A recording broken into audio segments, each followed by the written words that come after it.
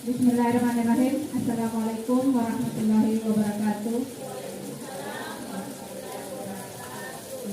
Baik Bapak Ibu, terlebih dahulu saya mohon maaf karena kegiatan saya ini mungkin mengganggu belajar kita hari ini. Tapi ini adalah salah satu bagian dari tugas saya dalam aksi nyata modul 1.4, yaitu berbagi pemahaman tentang budaya positif.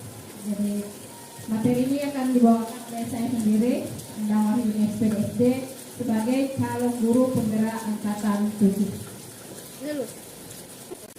Baik, yang ada dalam budaya positif, konsep-konsep dalam modul budaya positif antara lain,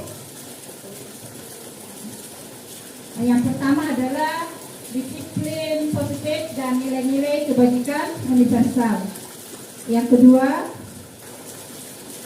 teori motivasi, hukuman, dan penghargaan, serta restitusi. Yang ketiga adalah keyakinan kelas. Yang keempat, kebutuhan dasar manusia dan dunia berkualitas. Yang kelima, restitusi, dan 5, posisi kontrol. Baik, kita lanjut lagi. Yang keenam, restitusi dan segitiga restitusi. Jadi Bapak Ibu, inilah sebentar konsep-konsep yang akan saya paparkan dalam pengembangan diri saya hari ini.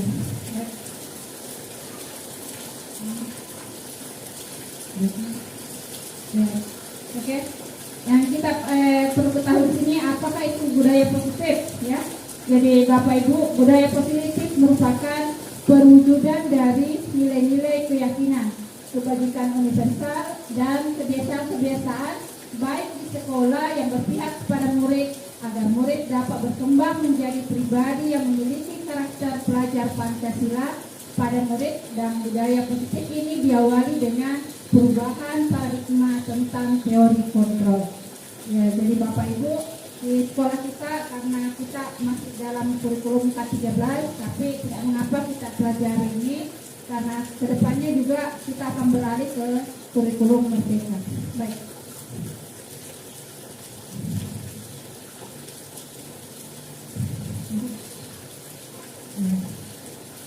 Apa itu budaya positif?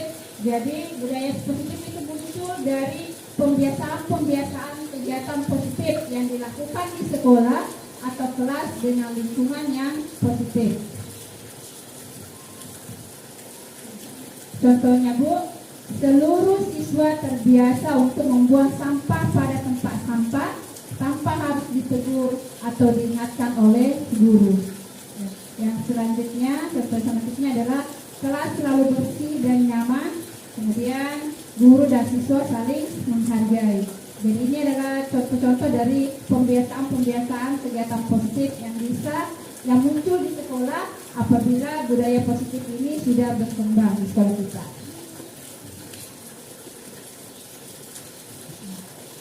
Apa pentingnya menciptakan suasana positif di lingkungan kita?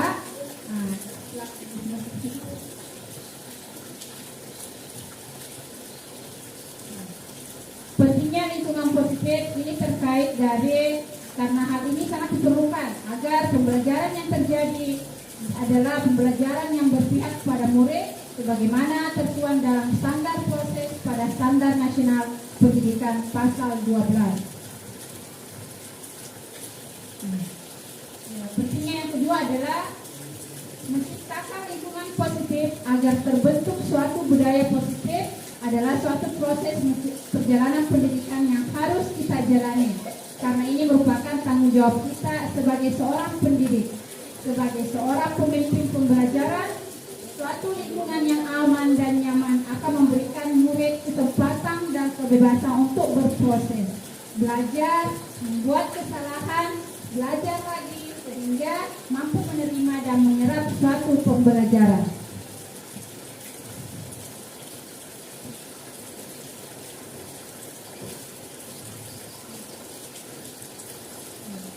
Hal ini budaya positif akan berkembang apabila kita kaitkan dengan teori kontrol.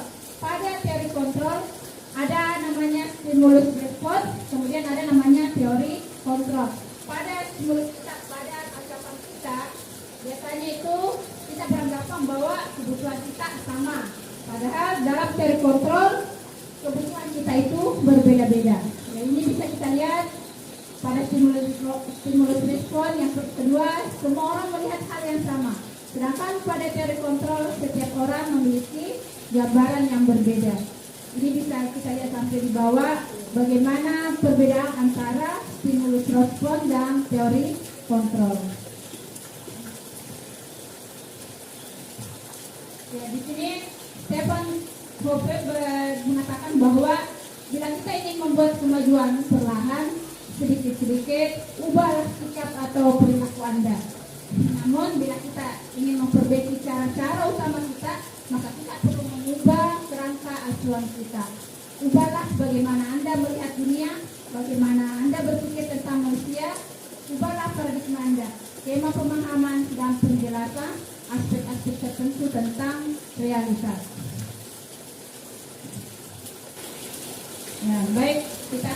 tentang disiplin positif dan nilai-nilai kebajikan universal. Baik, ketika kita mendengar kata disiplin, apa yang terbayang di benak kita?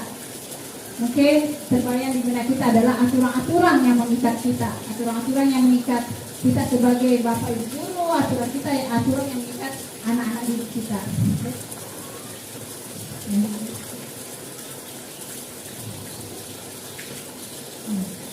Jadi Bapak Ibu, kata disiplin juga sering dihubungkan dengan hukuman. Padahal itu sungguh berbeda, karena belajar tentang disiplin positif tidak harus dengan memberi hukuman. Justru itu adalah salah satu alternatif terakhir yang kalau perlu tidak digunakan sama sekali.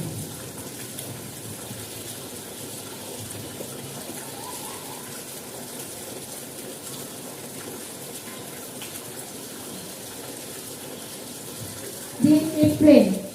Ki Hajar Dewantara menyatakan bahwa untuk mencapai kemerdekaan atau dalam konteks pendidikan kita saat ini, untuk menciptakan murid yang merdeka, syarat utamanya adalah harus ada disiplin yang kuat. Disiplin yang dimaksud adalah disiplin diri yang memiliki motivasi internal. Dia menyatakan juga bahwa arti dari kata disiplin berasal dari bahasa Latin, yaitu disiplina, yang artinya belajar. Kata disiplin juga berasal dari akar kata yang sama dengan disiplin atau murid atau pengikut. Untuk menjadi seorang murid atau pengikut, seseorang harus paham betul alasan mengapa mereka mengikuti suatu aliran atau ajaran tertentu, sehingga motivasi yang terbangun adalah motivasi intrinsik, bukan ekstrinsik. Artinya motivasi intrinsik ini adalah motivasi yang berasal dari dalam diri, artinya kemauannya sendiri, bukan ketika dia motivasinya berasal dari ekstrinsik, artinya motivasinya itu berasal dari dua, bukan kemauannya sendiri, seperti itu.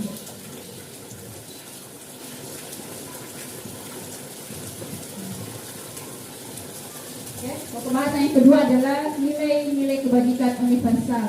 Nilai-nilai kebajikan universal yang berarti nilai-nilai kebajikan yang disepakati bersama, lepas dari suku bangsa, agama, bahasa, maupun latar belakangnya. Nilai-nilai ini merupakan payung besar dari sikap dan perilaku kita, atau nilai-nilai ini merupakan fondasi kita berperilaku. Beberapa institusi organisasi pendidikan di bawah ini telah memiliki nilai-nilai kebajikan yang diyakini dan disepakati bersama. Salah satunya adalah nilai-nilai kebajikan yang ingin dicapai oleh setiap anak Indonesia yang kita kenal dengan profil pelajar Pancasila. Nilai-nilai kebajikan universal yang disepakati secara tersirat dan tersurat, lepas dari latar belakang suku, negara, bahasa maupun agama.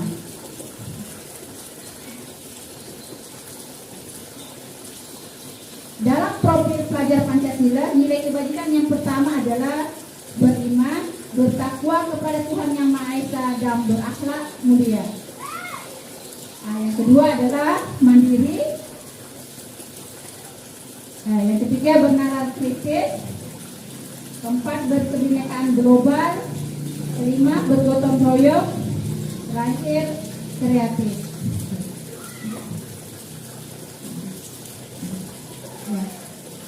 Ya, pada Ibo Primary Years Program, nilai-nilai kebajikannya yang pertama yang mereka usung adalah toleransi.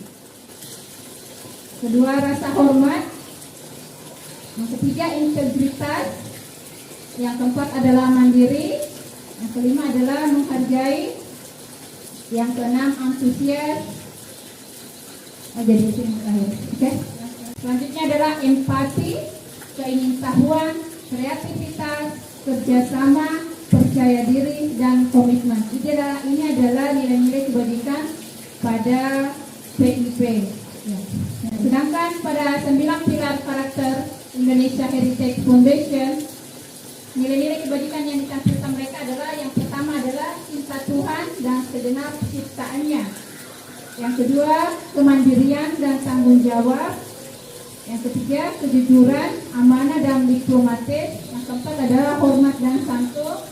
Yang kelima, kedermawan, suka menolong dan gotong royong.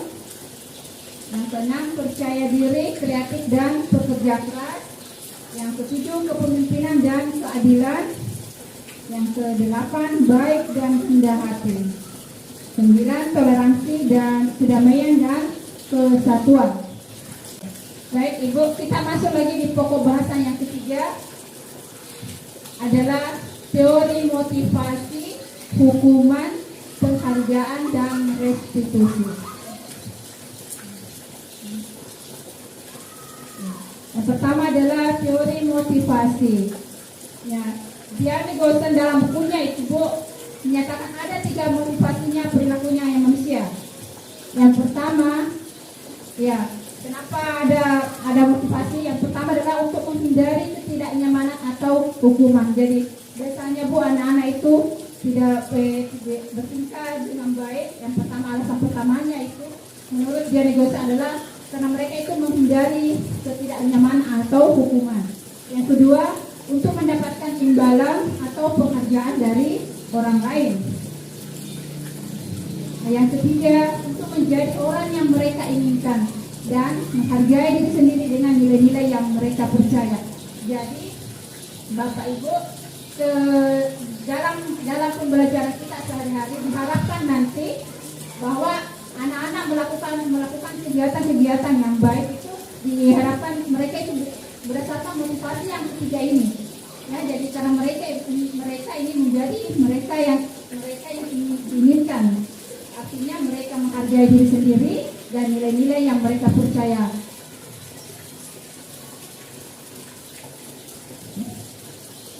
Ya. Yang kedua, hukuman. Ya. Jadi Bapak Ibu, hukuman itu bersifat tidak terencana atau tiba-tiba. Mungkin ini sering kita lakukan. Jadi terus terang ketika saya mengikuti program kegiatan guru penggerak ini Bu, betul-betul itu kita belajar dengan anak-anak. Tidak ada lagi namanya hukuman. Semua hukuman ketika anak-anak melakukan suatu tindakan yang lebih luar dari aturan kita, maka untuk mendisiplinkan anak-anak kita tidak memiliki aturan. Tidak ada lagi namanya hukuman.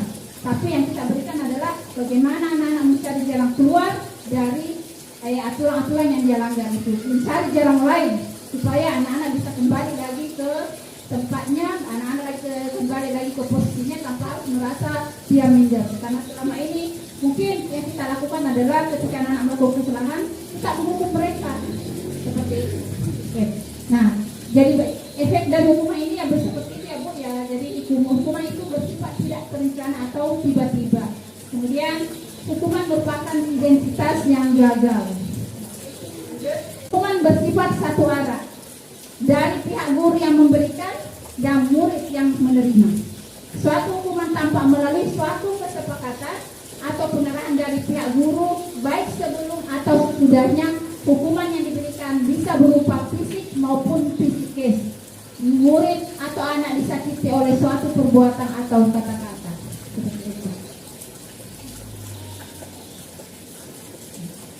Penghargaan. Ya, bagaimana efeknya itu penghargaan Bu? Ternyata penghargaan efektif itu jika kita menginginkan seseorang melakukan sesuatu yang kita inginkan dalam jangka waktu pendek. Jadi penghargaan itu dia tidak bersifat mendidik, karena penghargaan itu telah diteliti ternyata penghargaan itu bersifat sementara saja. Jadi kalau misalnya kita tidak berikan lagi penghargaan, maka kegiatan perilaku baiknya anak-anak itu cenderung berhenti di situ saja. Seperti itu. Yang kedua, selanjutnya adalah jika kita menggunakan penghargaan lagi dan lagi, maka orang tersebut akan bergantung pada penghargaan yang diberikan serta kehilangan motivasi dari dalam diri. Nah, kemudian efek yang ketiga dalam penghargaan itu, jika kita mendapatkan penghargaan untuk melakukan sesuatu yang baik, maka selain kita senantiasa berharap mendapatkan penghargaan tersebut lagi, kita pun menjadi tidak menyadari tindakan baik yang kita lakukan.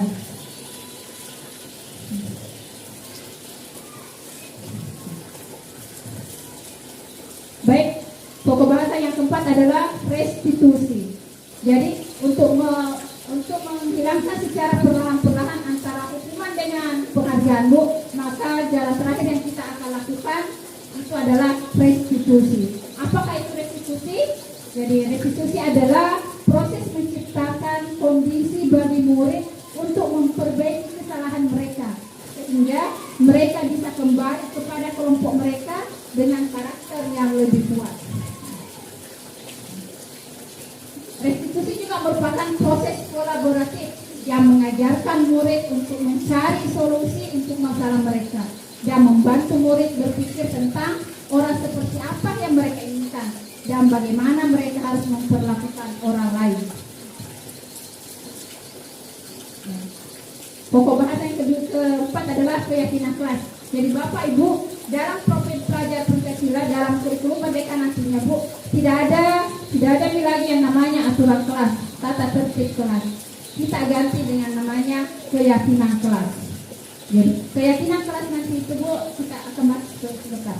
Baik, mengapa keyakinan kelas? Mengapa tidak peraturan kelas saja?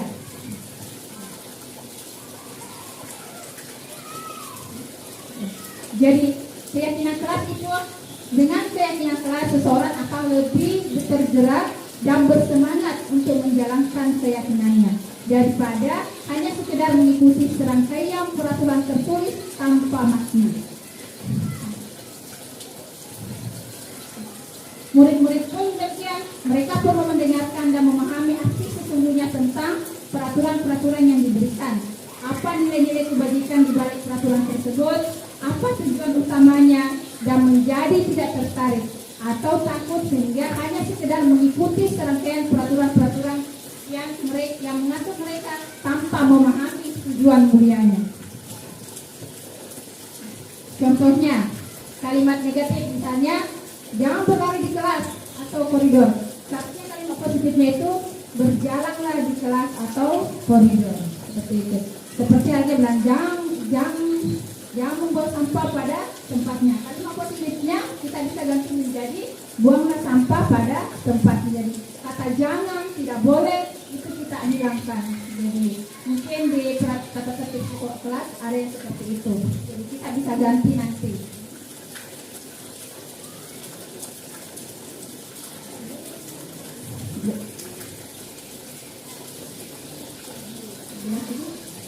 Baik, di sini ada contoh keyakinan kelas. Keyakinan kelas 1. Yang pertama, setiap anggota kelas perlu belajar. Setiap anggota kelas perlu tenang. Setiap anggota kelas perlu melakukan tugas. Setiap anggota kelas perlu saling menghargai. Setiap anggota kelas perlu merasa aman. Ini untuk kelas 1 yang saya ambil contohnya. Kemudian untuk kelas 5, selalu bersikap positif, senantiasa menjadi diri terbaik, percaya dan menghormati orang lain, serta barang miliknya, berkomitmen terhadap setiap tugas, dan senantiasa membantu. Jadi Bu, untuk membuat keyakinan kelas, yang pertama kita lakukan itu Bu, kita bisa membagikan anak-anak selembar kertas. Nah di situ kita bisa bicarakan kepada anak-anak, hal apa yang ingin kamu inginkan di kelas, hal yang bagaimana, perasaan yang bagaimana yang ingin kamu lakukan di kelas. Silahkan tulis dalam 2 atau 3 poin. Misalnya biasanya juga ada anak-anak itu menulis, Bu, bagaimana kalau kelas selalu bersih atau tugas selalu dikerjakan tepat waktu. Jadi kita arahkan memang anak-anak untuk bagaimana dia mengungkapkan hal-hal apa yang dia inginkan supaya di kelas itu mereka itu bisa belajar dengan tenang dan nyaman. Kemudian setelah dia tulis, kita kumpulkan, lalu kita presentasikan di depan bahwa anak-anakku sekalian yang diinginkan teman Pak yang ini si A misalnya seperti ini, ditulis semua. Setelah itu dibuatlah kesimpulan. Nah kesimpulannya itu sudah yang kita ambil tadi di nilai-nilai kebajikan. Nilai-nilai kebajikan apa yang kita mau ambil, angkat. Nah itulah setelah diambilkan di nilai-nilai kebajikan, kita buatkanlah semacam sama halnya dengan tata tertib kelas, tapi kita ganti menjadi keyakinan kelas. Seperti itu. Nah, kemudian pokok selanjutnya adalah kebutuhan dasar manusia dan dunia berkualitas.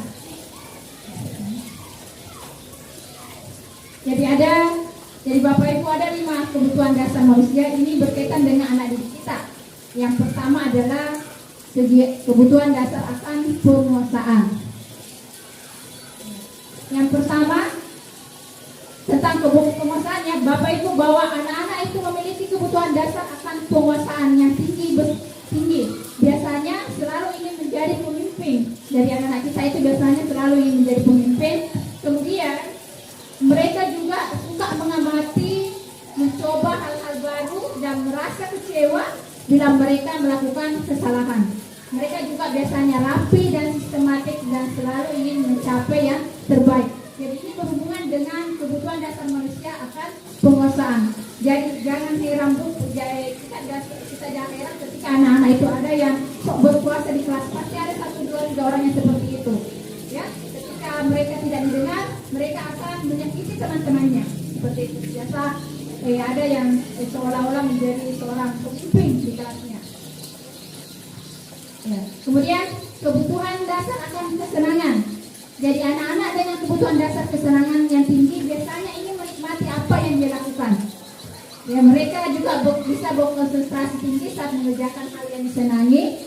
Mereka suka permainan dan suka mengoleksi barang, suka bergurau, suka melucu, dan juga menggemaskan. Bahkan mereka bertingkah laku buruk, mereka masih terlihat lucu. Jadi ketika mereka belajar, kadang-kadang kita melihat anak-anak masih sering bermain, bercanda dengan teman-temannya. Maka ketika anak-anak didik kita seperti itu, maka kita kembalikan kebutuhan dasar manusia yang kedua, yaitu kesenangan. Jadi anak-anak memang seperti itu, dia senang melakukan sesuatu yang mereka inginkan. Oke? Kebutuhan dasar yang ketiga adalah kasih sayang dan rasa diterima. Anak-anak yang memiliki kebutuhan dasar kasih sayang dan rasa diterima yang tinggi biasanya ingin disukai dan diterima oleh lingkungannya. Mereka juga akrab dengan orang tuanya. Biasanya mereka belajar karena suka pada gurunya. Bagi mereka teman sebaya sangatlah penting. Mereka juga biasanya suka bekerja dalam kelompok. Baik, kebutuhan dasar yang keempat adalah kebebasan. Anak-anak dengan kebutuhan yang tinggi menginginkan pilihan. Mereka perlu banyak bergerak, suka mencoba-coba, tidak terlalu terpengaruh orang lain, dan senang mencoba hal baru dan menarik. Jadi inilah 5 kebutuhan dasar manusia yang ada pada anak didik kita. Begitupun dengan kita. Jadi ketika anak-anak bertingkah di luar dari nalar kita, maka kita kembalikan hal-hal seperti ini.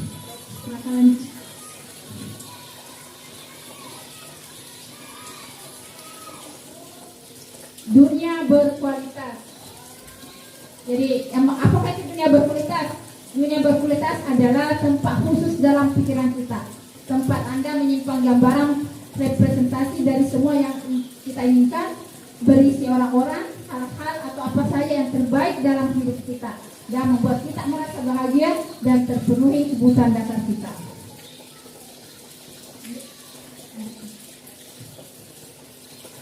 Ya. Dunia berkualitas kita adalah khusus dalam pikiran kita, tempat kita menyimpan. Oh iya. Jadi dunia berkualitas dalam murid kita juga mempunyai gambaran dunia berkualitas, ya. Jadi murid kita juga memiliki gambaran seperti halnya kita. Bagaimana gambarannya murid yang dunia berkualitas bagi murid adalah bagaimana kita sebagai guru mereka inginkan mereka bisa melakukan hal-hal yang bermakna, nilai-nilai kebajikan yang hakiki ke dalam dunia berkualitas mereka. Bila guru dapat membangun interaksi yang memerdekakan murid, maka murid akan meletakkan dirinya sendiri sebagai individu yang positif dalam dunia berkualitas karena mereka menghargai namanya nilai-nilai kebajikan. Oke. Nah, Bapak Ibu, pokok bahasa yang terakhir yang kita bahas adalah restitusi, 5 posisi kontrol. Jadi Bapak Ibu, dalam sehari-hari kita ada 5 posisi kontrol kita tempati. Yang pertama adalah penghukum, posisi kita sebagai penghukum. Yang kedua, posisi kita sebagai pembuat rasa bersalah. Yang ketiga, posisi kita sebagai teman. Yang keempat, posisi kita sebagai pemantau. Dan yang terakhir, posisi kita sebagai manajer.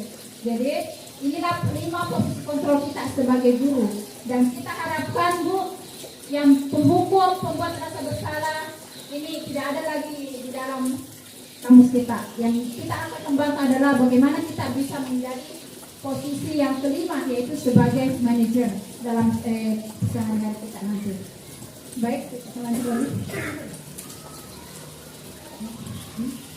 Ya. Baik, yang pertama yang kita membahas adalah posisi kontrol penghukum. Yang manakah itu posisi kontrol penghukum? Jadi di sini seorang penghukum bisa menggunakan hukuman fisik maupun verbal, ya. Jadi bisa berupa kata-kata, bisa juga berupa menyakiti. Kemudian orang-orang yang menjalankan posisi penghukum senantiasa mengatakan bahwa sekolah memerlukan sistem atau alat yang dapat lebih menekan murid-murid lebih dalam lagi. Guru-guru yang menerapkan posisi penghukum akan berkata, patuhi aturan saya atau awas. Nah, itu. Jadi kalau kita biasa sering berkata seperti itu, berarti kita berada pada posisi penghukum. Kemudian kamu selalu saja salah. Pasti selalu terakhir selesai. Biasanya ini kalau kita kasih tugas anak-anak, kemudian paling terakhir selesai ini. Kemudian guru seperti ini senantiasa percaya bahwa hanya ada satu cara agar pembelajaran bisa berhasil, yaitu cara dia. Jadi Bapak Ibu, ketika kita berada pada posisi kontrol penghukum, ini yang biasa kita sering lakukan. Lakukan ininya, jangan seperti ini lagi. Kalau tidak, begini. Hukumannya seperti ini. Jadi kita berada pada posisi seperti ini. Oke. Selanjutnya posisi kontrol yang kedua adalah pembuat merasa bersalah. Pada posisi ini biasanya guru akan bersuara lebih lembut.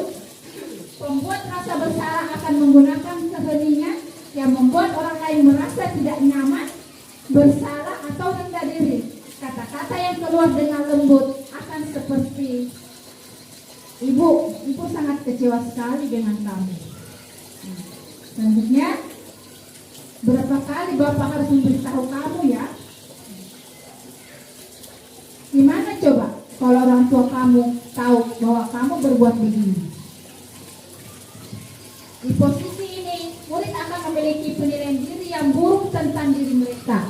Murid merasa tidak berharga dan telah mengecewakan orang-orang yang disayangi. Biasa itu bilang, Bu, ruginya orang tua itu kalau pergi merantau sama bapak sama mata, kemudian kita lakukan di kelas seperti ini, kita lakukan di sekolah seperti ini. Apakah orang tua tadi rugi? Terus terang, Bu, saya sering mengucapkan seperti itu.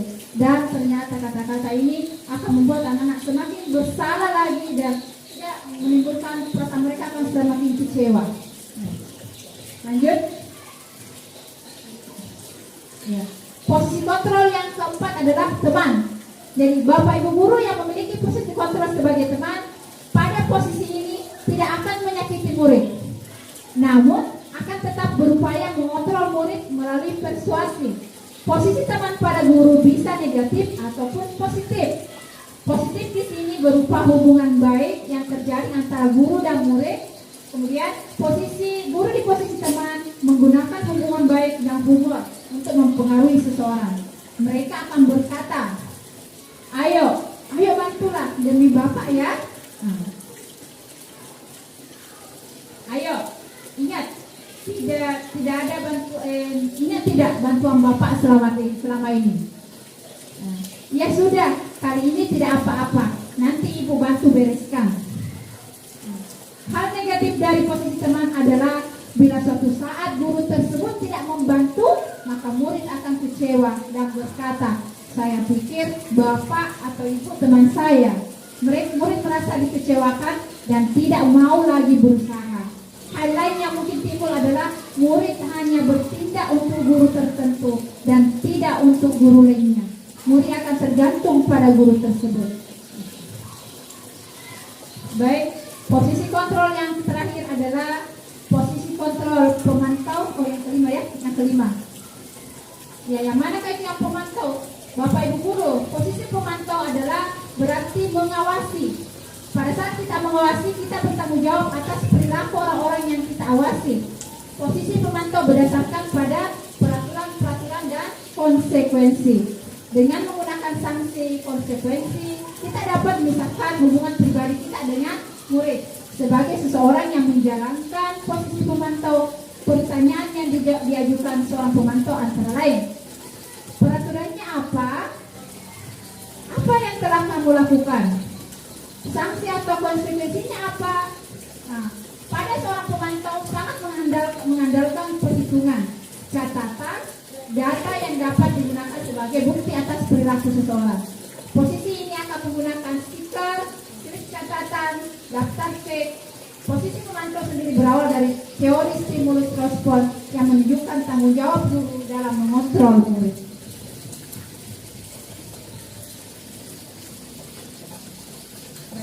Nah, posisi yang terakhir adalah posisi kontrol manajer. Posisi terakhir manajer adalah posisi di mana guru berbuat sesuatu bersama dengan murid, mempersilahkan murid mempertanggungjawabkan perilakunya, mendukung murid agar dapat menemukan solusi atas permasalahannya sendiri. Seorang manajer telah memiliki keterampilan di posisi teman maupun pemantau. Dengan demikian, bisa jadi di waktu-waktu tertentu kembali kepada kedua posisi tersebut bila diperlukan. Namun bila kita menginginkan murid-murid kita menjadi manusia yang merdeka, mandiri dan bertanggung jawab, maka kita perlu mengacu kepada restitusi yang dapat menjadikan murid kita seorang manajer bagi dirinya sendiri. Di manajer murid diajak untuk menganalisis kebutuhan dirinya maupun kebutuhan orang lain. Di sini penekanan bukan pada kemampuan membuat konsekuensi, namun dapat berkolaborasi dengan murid bagaimana memperbaiki kesalahan yang ada. Seorang manajer akan berkata apa yang kita yakini. Berarti kita kembali lagi ke keyakinan kelas. Jadi misalnya anak-anak tidak mengerjakan tugasnya, maka kita bisa berkata lagi apa yang kita yakini. Bagaimana keyakinan kelas kita? Apabila kita tidak mengerjakan tugas anak, kita tidak sesuai dengan keyakinan kelas kita yang ke-8. Seperti itu. Kemudian, apakah kamu meyakininya? Kemudian, jika kamu meyakininya, apakah kamu bersedia memperbaikinya?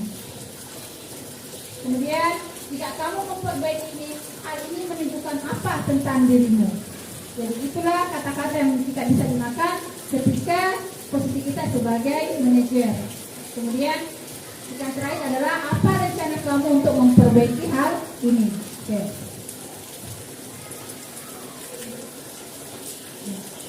Pada posisi kontrol manajer, tugas seorang manajer bukan untuk mengatur perilaku seseorang. Kita membimbing murid untuk dapat mengatur dirinya. Seorang manajer bukannya memisahkan murid dari kelompoknya, tetapi mengembalikan murid tersebut ke kelompoknya dengan lebih baik dan kuat. Jadi dalam praktik penerapan disiplin sehari-hari kita akan kembali ke posisi teman atau pemantau karena murid yang ditangani belum siap diajak berdiskusi atau diundang melakukan restitusi. Namun perlu disadari tujuan akhir dari 5 posisi kontrol seorang guru adalah pencapaian posisi manajer, di mana di posisi inilah murid dapat menjadi pribadi yang mandiri, merdeka, dan bertanggung jawab atas segala perilaku dan sikapnya, yang pada akhirnya dapat menciptakan lingkungan yang positif, nyaman, dan aman.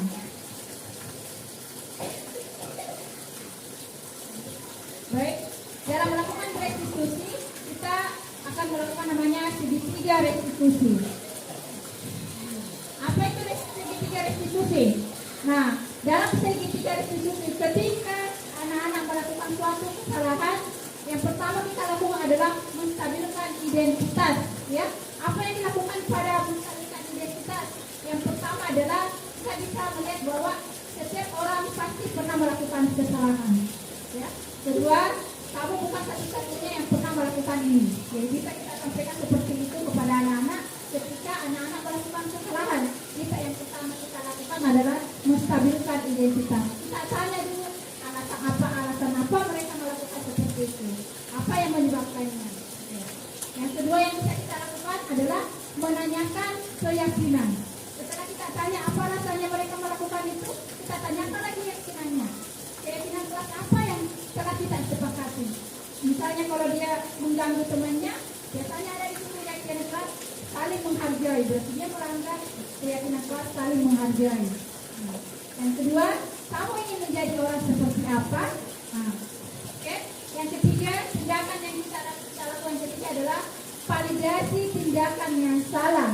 Ya, yang perlu kita lakukan adalah kamu tentu punya alasan mengapa melakukan itu. Jadi setelah kita tanya, kita kembalikan ke keyakinan kelas, kita tanya lagi, apa alasannya kamu melakukan seperti itu?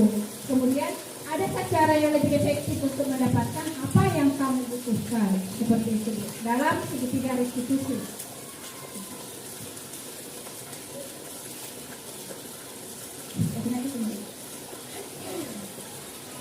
Pada segitiga restitusi, sisi satu adalah menstabilkan identitas. Apa yang kita lakukan di sini, Bu? Bagian dasar dari segitiga bertujuan untuk mengubah identitas anak dari orang yang gagal karena melakukan kesalahan menjadi orang yang sukses. Anak yang melanggar peraturan karena mencari perhatian adalah anak yang sedang mengalami kegagalan. Dia mencoba untuk memenuhi kebutuhan dasarnya, namun ada benturan. Kalau kita mengikuti dia, maka kita akan tetap membuatnya dalam posisi gagal. Kalau kita ingin dia menjadi reflektif, maka kita harus meyakinkan si anak dengan cara mengatakan kalimat-kalimat ini. Tanya, berbuat salah itu tidak apa-apa. Tidak ada manusia yang sempurna. Kemudian, saya juga pernah melakukan kesalahan seperti itu. Kita bisa menyelesaikan ini. Ya, Bapak Ibu tidak tertarik mencari siapa yang salah, tapi Bapak Ibu ingin mencari solusi dari permasalahan ini. Jadi inilah kata-kata yang kita gunakan ya dalam menstabilkan identitas. Oke, kita kedua lagi.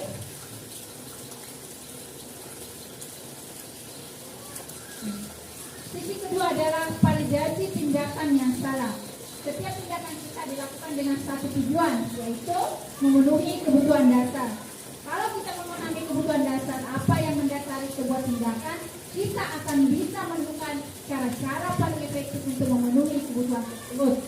Nah, menurut teori kontrol, semua tindakan manusia, baik atau buruk, pasti memiliki maksud dan tujuan tertentu. Seorang guru yang memahami teori kontrol pasti akan mengubah pandangannya dari teori stimulus respon ke cara berpikir proaktif yang mengenali tujuan dari semua tindakan. Kita mungkin tidak suka sikap seorang anak yang terus-menerus merengek, tapi bila sikap itu mendapat perhatian kita, maka itu telah memenuhi kebutuhan anak tersebut. Kalimat-kalimat di bawah mungkin terdengar asing buat guru, namun bila dikatakan dengan nada tanpa menghakimi, akan memvalidasi kebutuhan mereka. Kata-katanya antara lain, padahal kamu bisa melakukan yang lebih buruk dari ini ya.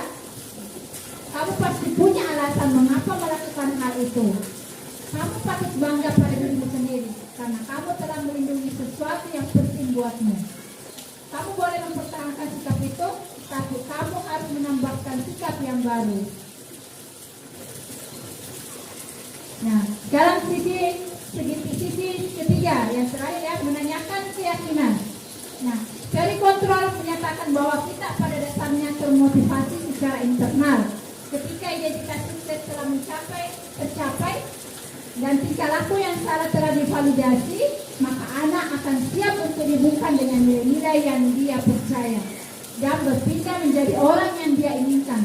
Pertanyaan di bawah ini menghubungkan keyakinan anak dengan keyakinan kelas atau keluarga. Yang pertama, apakah kita percaya sebagai kelas atau keluarga? Apa nilai-nilai umum yang telah kita sepakati? Apa bayangan kita tentang kelas yang ideal? Kamu mau menjadi orang yang seperti apa? Baik, terima kasih.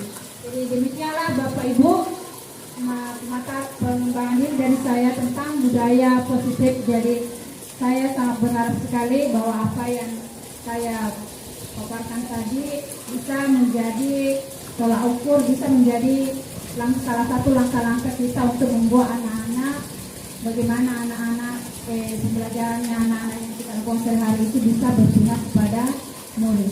Jadi baik Bapak Ibu akan, kalau sekiranya tidak mengganggu, akan di sini saya akan putarkan video tentang contoh-contoh bagaimana penerapan 5 kontrol tadi dalam sehari-hari kita. Baik, terima kasih. Assalamualaikum warahmatullahi wabarakatuh.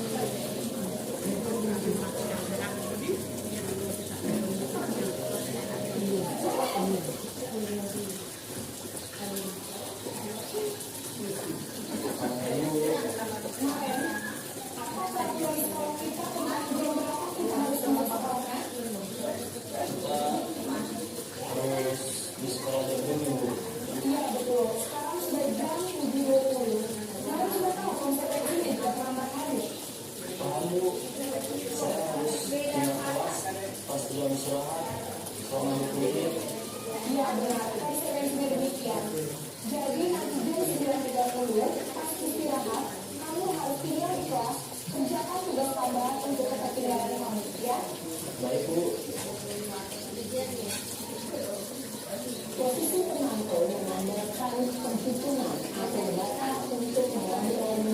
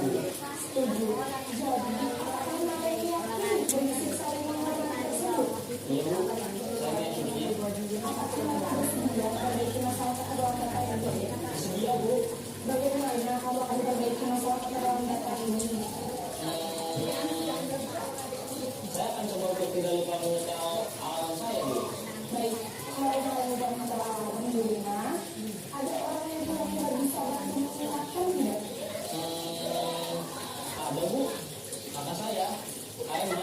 Ada lagi selain Kak Emma? Selain Kak Emma, ada ibu saya. Jadi yang mengingat kemarin adalah Kak Emma dan ibu kamu ya. Kira-kira akan bisa apa nilai? Setelah sekolah akan segera saya lakukan.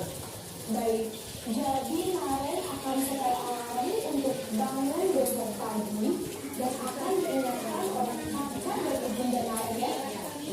Ada lagi yang mungkin perlu dilakukan ya? Agar tidak terlambat bangun lagi. Tidak ada Bu. Baik kemarin, terima kasih untuk bersama Anda. Sekarang kami akan kembali ke kelas untuk belajar. Baik Bu, terima kasih.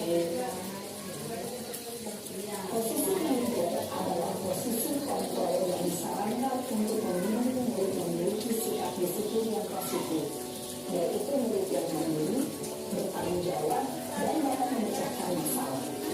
Tujuan dari posisi ini adalah agar murid dapat berefleksi atas tindakannya.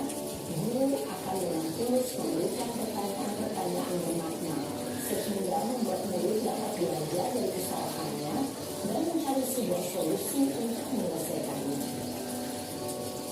Ibu dan Bapak Guru hebat, setelah mengamati adegan ilmiah posisi kontrol tadi, kira-kira posisi mana yang paling ideal? Posisi mana yang dapat menunjang motivasi intensif murid? Ya, tentu posisi manajer. Posisi ini memang posisi ideal yang ingin dituju setiap pendidik. Pada posisi inilah, guru dapat menerapkan disiplin positif yang berpihak pada murid, yang menyediakan murid. Perjalanan seorang pendidik tentunya tidak mudah untuk sampai pada posisi seorang manajer. Namun, tujuan kita pasti, yaitu menciptakan murid-murid yang mandiri, merdeka, dan bertanggung jawab. Semoga penggambaran 5 posisi kontrol yang telah diperlihatkan ini dapat menjadi ajang refleksi bagi kita semua, agar dapat terus mengasah dan menerapkan disiplin positif yang memerdekakan murid. Mari terus berlatih dan bersemangat. Selamat menerapkan. Salam dan bahagia, Ibu dan Bapak Guru hebat.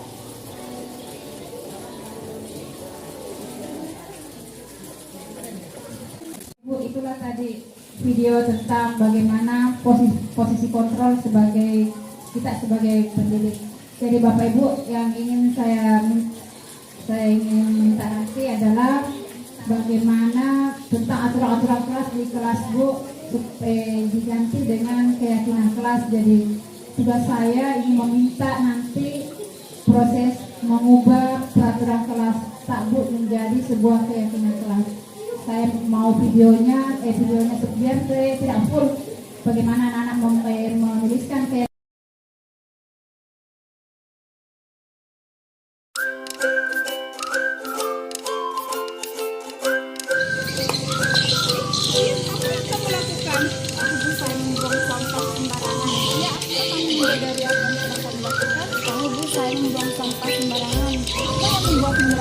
padahal kakak sudah membuat kesepakatan kelas, tidak ada Bu secara spontan saja saya melakukannya. Ya, jadi kamu melakukannya secara spontan saja begitu. Apa yang bisa kamu lakukan untuk memperbaikinya? Apa ya Bu, beri saya waktu untuk memikirkan. Coba kamu pikirkan apa yang bisa kamu lakukan. Maka bagaimana Bu kalau saya mengajak teman kelas untuk membuat sebuah poster tentang membuang sampah pada tempatnya? Baik sekali rencana kamu. Apakah kamu bisa mengajak teman-teman kamu? Insya Allah bisa Bu. Apakah besok-besok akan ada masalah seperti ini lagi? Insya Allah tidak Bu. Saya sudah membuang sampah pada tempatnya dan mengajak teman kelas serta di kelas lainnya. Baik, saya hargai usahamu untuk memperbaiki. Sekali lagi saya minta maaf Bu.